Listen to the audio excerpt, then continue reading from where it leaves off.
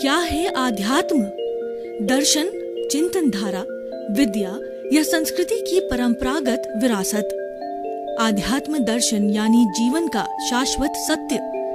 मानव जीवन से जुड़े शाश्वत सत्यों को जानिए और समझिए उपासक डॉक्टर सोहनराज तातेड़ से हमारे खास कार्यक्रम आत्मविज्ञान में। आत्मविज्ञान यानी सही दृष्टि, सही सोच।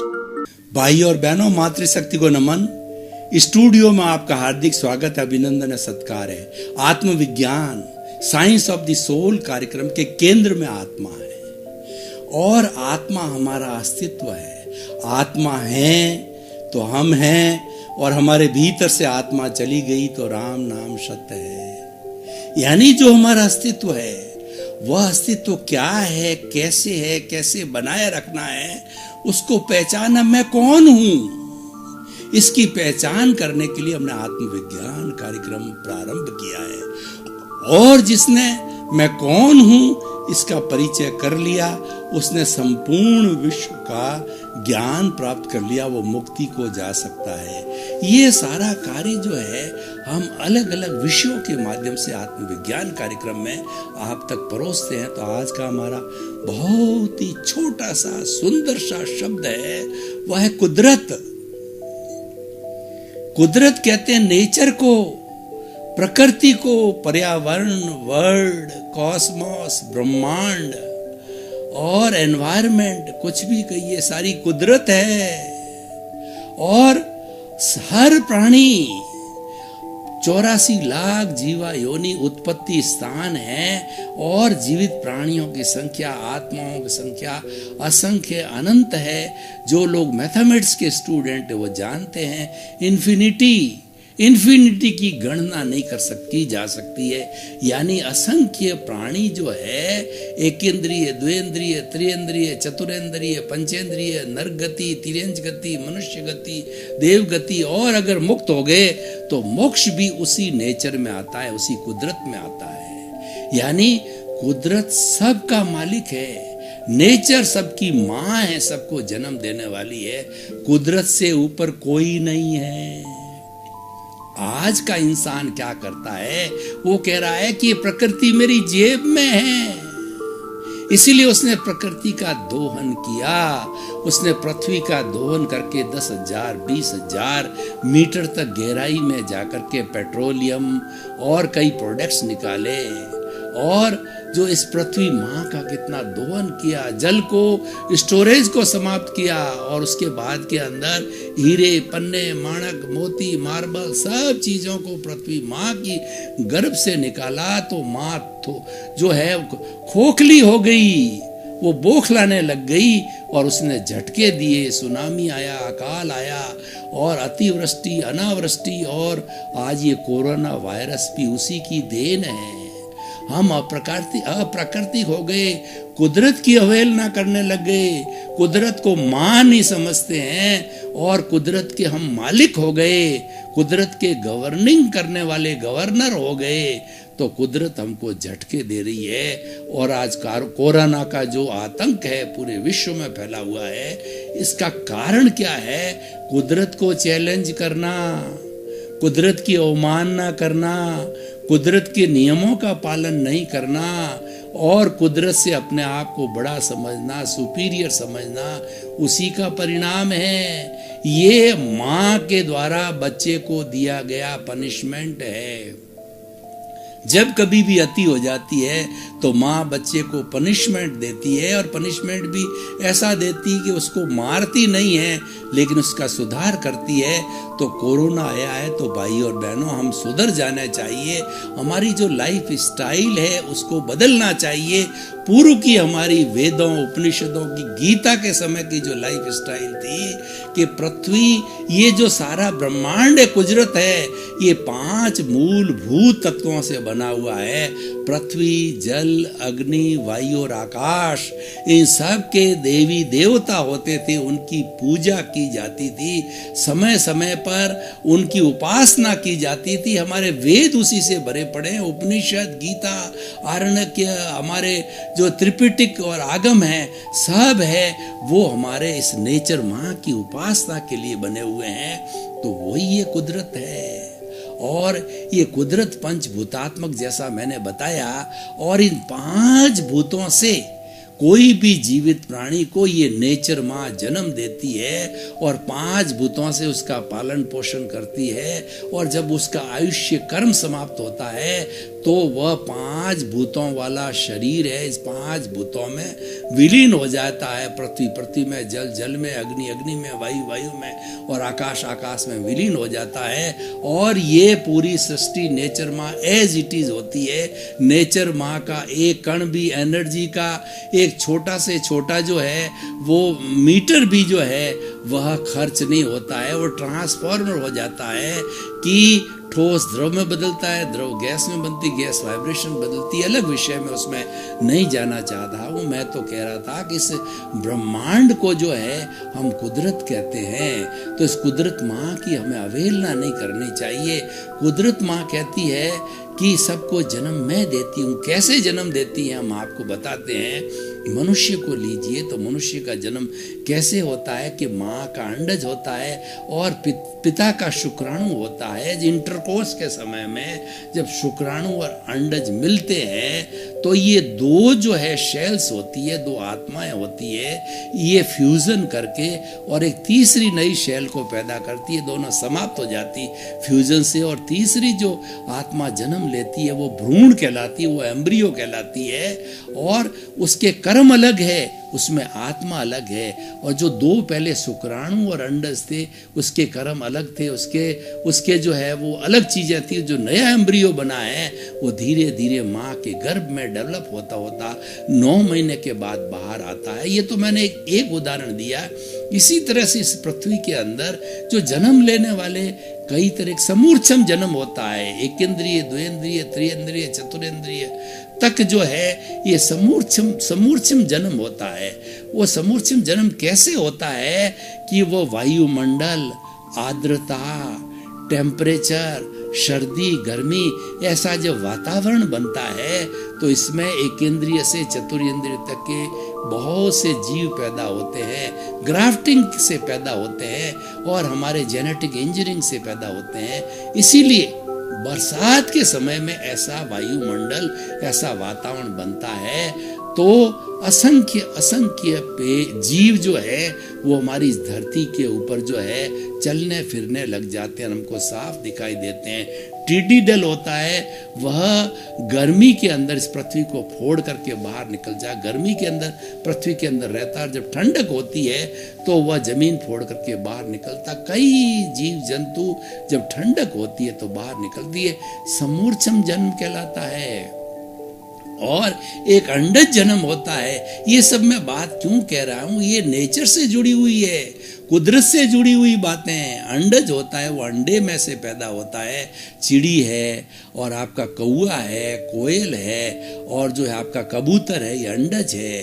और पोतज जो होता है जैसे कि शेर है, हाथी है और जो है आपका ऊंट है, गाय है, भैंस है, इसके अंदर जो बच्चा पैदा होते ही थोड़े समय के बाद में वो चलने लग जाता है। और ये गर्भज होता है, मनुष्य होता है, तो वह बच्चा 9 महीने के अंदर माँ के पेट में रह करके बाहर आता है तो 2-3 साल के बाद के अंदर वो चलने लगता है।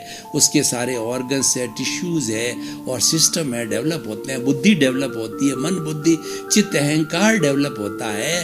लेकिन उसके अंदर परमात्मा तो एम्ब्रियो में भी विराजमान होते हैं, तो वो सारा डेवलपमेंट करते हैं। वो विशुद्ध रूप जो आत्मा का है वही डेवलपमेंट करता है, वही ग्रोथ करता है, क्योंकि उसकी कैरेक्टरिस्टिक है। तो मैं ये कहना चाह रहा था कि सब हम कुदरत की संतान हैं। ये सारा वसुधैव कुटुंबकम है।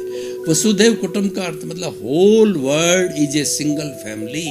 ये हमारे ऋषि मुनियों ने हजारों साल पहले वेदों के समय में वसुधैव कुटुंबकम की कल्पना की थी कि हम सब वसुधैव के संतान हैं, भाई भाई है, हिल मिल के रहो, शांतिपूर्ण से अस्तित्व के साथ रहो, प्रेम सहानुभूति से साथ रहो, तभी भाईचारा डेवलप हुआ। भाईचारा का मतलब हमारी चर्या, हमारा व्यवहार भाई के समान होता है। भाई का व्यवहार कैसा होना चाहिए? राम लक्ष्मण जैसा होना चाहिए। सारे आज दुनिया के अंदर भाई भाई का संबंध है वो राम लक्ष्मण से बढ़कर कोई नहीं होता है। उसका आइडियल है वो राम लक्ष्मण का भाई भाई का संबंध होता है। तो भाई और बहनों, मैं क्या कहना चाहता हूँ, कुदरत की बात कर रहा हूँ। ये सारा कुदरत के द्वारा होता है। और कुदरत क्या कहती है कि मैंने आप समस्त जो है 84 लाख जीवा योनि के उत्पत्ति स्थान के असंख्य प्राणियों को जन्म दिया है। और जन्म क्यों दिया है? क्योंकि राजस्थानी में एक कहावत है कि जो चोंच देगा वो चुग्गा भी देगा। माँ कहती है मैंने तेरे को चोंच दी है, मैंने तेरे को जन्म दिया है।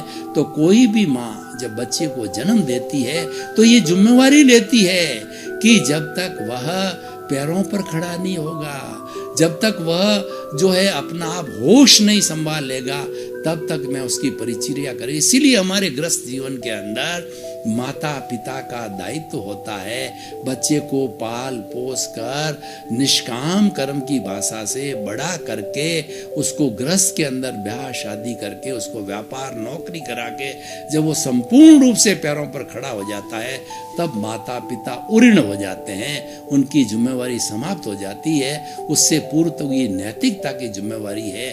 ठीक उसी तरीके से ये कुदरत की जिम्मेवारी है और कुदरत जिम्मेवारी लेती है।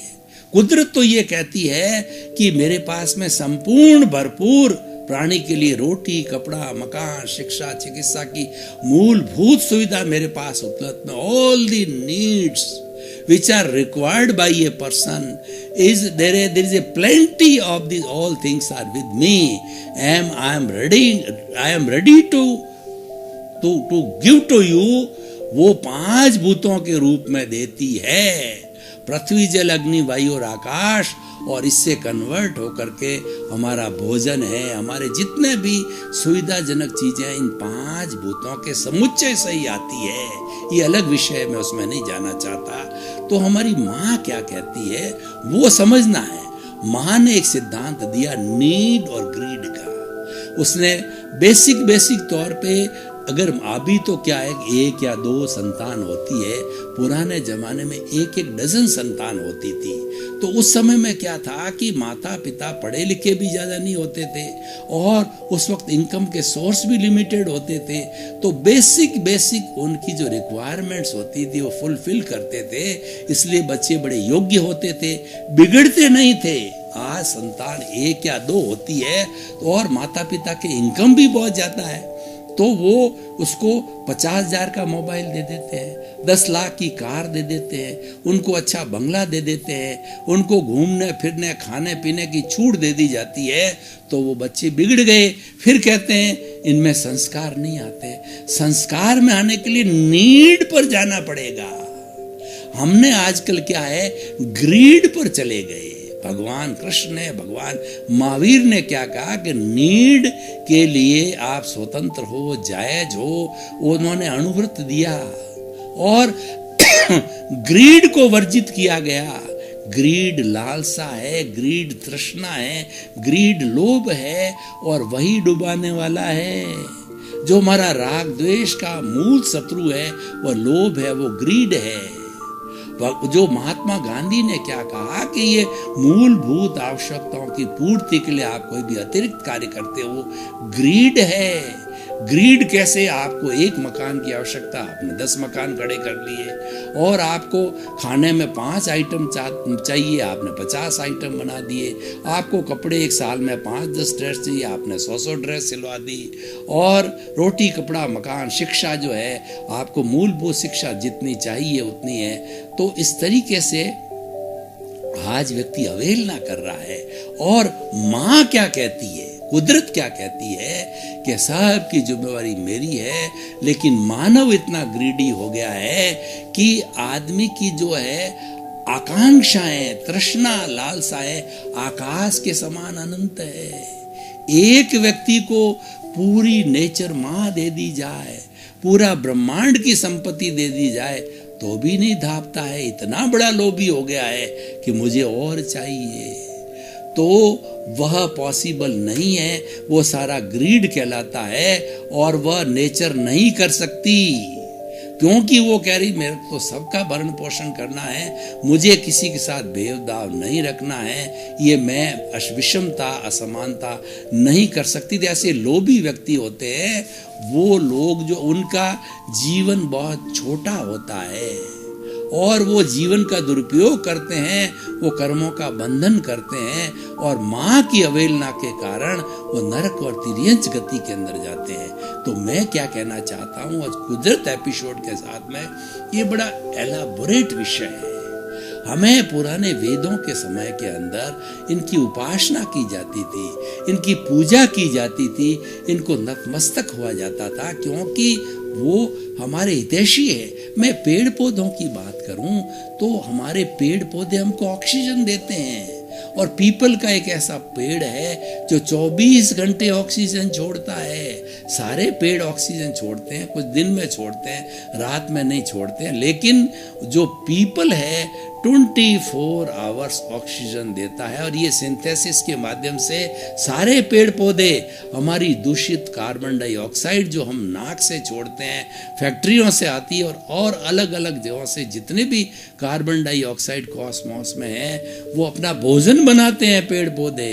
इसीलिए कहा गया है कि वनों को काटना नहीं चाहिए और पेड़ लगाओ। आज विज्ञान ने इतनी तरक्की कर ली है, उसने इतने बड़े बड़े आविष्कार कर दिए, अणु बम एटम बम के आविष्कार कर दिए हैं और इतनी जो इंटरनेट की व्यवस्था कर दी है, लेकिन वो ऑक्सीजन नहीं बना पाया और बना भी नहीं पाएगा। विज्ञान तो केवल बॉटलिंग करता है, वो भरी हुई ऑक्सीजन हमारे हॉस्पिटल के अंदर प्राण वायु के रूप में मरते हुए व्यक्ति के काम आती है, लेकिन जो है वह उसका ओरिजिन है हमारे पेड़ पौधे हैं। तो हमारे कितने हितैषी है, क्या हम उनके कृतज्ञ, हमें कृतज्ञ नहीं होना चाहिए? हमें पेड़ पौधे को काटना चाहिए? अरे हम अपने पैरों कुल्हाड़ी मारे हैं, वो तो हमको प्राण वायु देता है और हम उसको जो है काटते हैं। पानी को देखिए, पानी से 60% पानी हमारे शरीर के अंदर है, इतना पानी आवश्यक है शरीर को। सारी पृथ्वी पे 75% पानी है और हमारा पीने का पानी है, उस पानी के अंदर हमने केमिकल्स मिला दिए और कई फैक्ट्रियों का और ये दूषित पानी उसमें डाल दिया। उससे आज ये हमारी कुदरत है पॉल्यूटेड हो गई है। आज जो है वो गंदे पानी के से जो है हजारों लाखों करोड़ों बच्चे मरते हैं, रोग पीलिया रोग होता है, अंधे होते हैं लोग। ये सब पानी से जो है वाटर बॉन्डेड डिजीज फैलती है। तो आप देखिए पृथ्वी का दोहन हुआ, जल का दोहन हुआ, अग्नि को देखिए, अग्नि को जलाया जाता है। अग्नि को जब जलाया जाता ऑक्सीजन से जलती है तो हमारे वायुमंडल में वैसे ही लिमिटेड ऑक्सीजन है, तो हम अग्नि का सीमित उपयोग करना चाहिए। हमारी रोटी पकाने के लिए या फैक्ट्री के लिए जितनी आवश्यकता, उसका हमें दुरुपयोग नहीं करना चाहिए। पृथ्वी जल अग्नि वायु, ये वायु है, ये शुद्ध है, प्राण वायु है। उस प्राण वायु को दूषित नहीं करना चाहिए।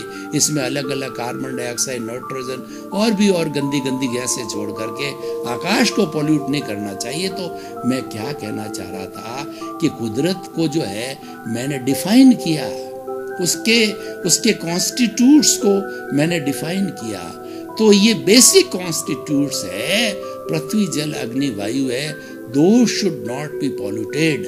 आज जो हमारे वैज्ञानिक बड़े चिंतित है कि अगला विश्व युद्ध होगा वो पानी के लिए होगा, क्योंकि पानी इतना पॉल्यूट हो गया है और इतना वेस्टेज किया हमने। सारे पानी का जो स्टोरेज हमारे पृथ्वी के भीतर एक्यूफायर्स है, हमने सारा उसको निकाल करके और हम वेस्टेज करते हैं।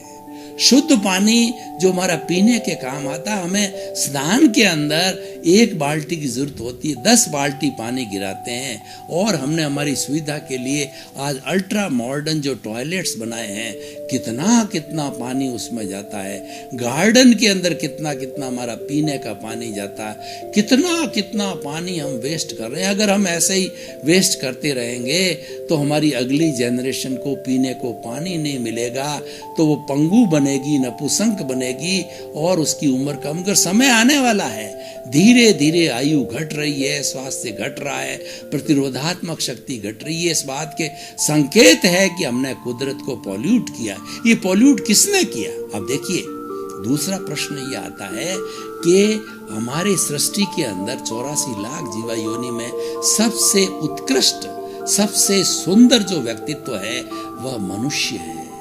मनुष्य जो है इस सृष्टि का सर्वश्रेष्ठ प्राणी है और सबसे ज्यादा कुदरत का नुकसान मनुष्य ने अपनी लोभ के कारण इसको पॉल्यूट किया है, पृथ्वी को खोदा है, जल को दूषित किया है, अग्नि को दूषित किया है, वायु को दूषित किया है, आकाश को दूषित किया अपने लोभ के कारण।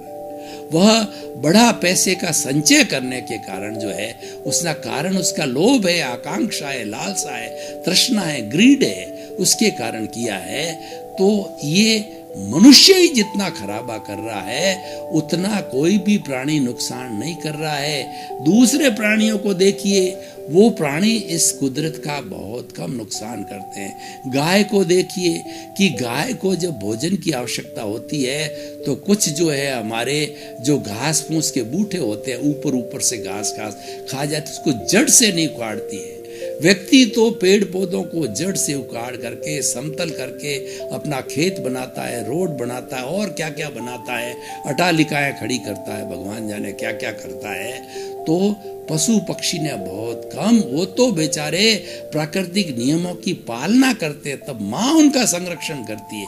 मैं आपको बताऊं कि हमारे मनुष्य के अलावा जितने भी पशु पक्षी, वाइल्ड एनिमल है, पक्षी है, पशु है, क्या आपने कभी सोचा कि उनका कभी कोई हॉस्पिटल है क्या?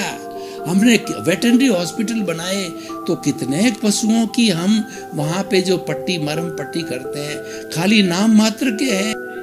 भाई और बहनों, आपका बहुत बहुत धन्यवाद। आत्मविज्ञान कार्यक्रम एक शिक्षा का कार्यक्रम है। आत्मविज्ञान कार्यक्रम चिंतन को मोड़ने का कार्यक्रम है। ये दृष्टि को अच्छा बनाने का कार्यक्रम है, सृष्टि को अच्छा बनाने का कार्यक्रम है, अच्छा इंसान बनाने का कार्यक्रम है। सुधरे व्यक्ति समाज व्यक्ति से राष्ट्र स्वयं सुधरेगा, ये इसका लक्ष्य है। सर्वे भवन्तु सुखिनः, सर्वे भवन्तु निरामया। जगत के सब जीवों को सुख मिले, शांति मिले, आनंद मिले, प्रेम मिले। इसी क्रम में आपका जीवन आनंदमय हो। आपके प्रति बहुत बहुत मंगल भाव। क्या है आध्यात्म? दर्शन, चिंतन धारा, विद्या या संस्कृति की परंपरागत विरासत। आध्यात्म दर्शन यानी जीवन का शाश्वत सत्य। मानव जीवन से जुड़े शाश्वत सत्यों को जानिए और समझिए उपासक डॉक्टर सोहन राज तातेड़ से हमारे खास कार्यक्रम आत्मविज्ञान में। आत्मविज्ञान यानी सही दृष्टि, सही सोच।